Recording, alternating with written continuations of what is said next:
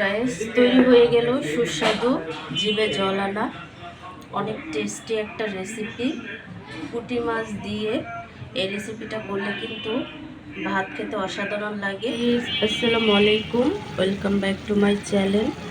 কেমন আছো তোমরা সবাই? আশা করি ভালো আছো, আল্লাহর রহমতে আমি অনেক ভালো আছি।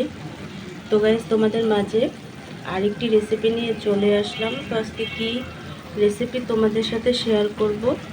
তো গাইস এখানে আমি বেগুন দিয়ে গুঁড়া মাছ চচ্চড়ি করছি। তো ভিডিওটি ফার্স্ট থেকে লাস্ট পর্যন্ত দেখতে থাকো, আশা করি ভালো লাগবে। আর ভালো লাগলে প্লিজ একটি লাইক আর একটি সাবস্ক্রাইব করে পাশে থাকবে। তো গাইস এখানে আমি পুঁটি মাছ নিছি ভাজার জন্য। তো এই পুঁটি মাছ ভাজা কিন্তু অনেক ভালো লাগে।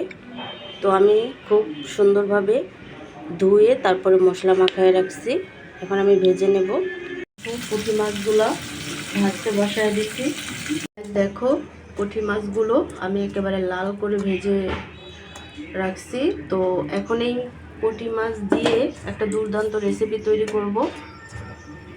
গাইস দেখো এখানে আমি পেঁয়াজ নিয়ে নিছি, হালকা ভেজে নেব। দিয়ে দিচ্ছি কাঁচামরিচ কুচি। তো বেশি লাল করব না, হালকা বাদামি করে তারপর আমি রেসিপিটা তৈরি করব।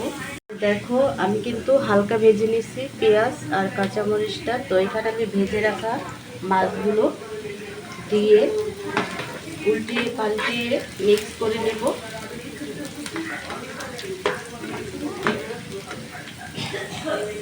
তো গাইস তৈরি হয়ে গেল সুস্বাদু জিভে জল আনা অনেক টেস্টি একটা রেসিপি পুঁটি মাছ দিয়ে।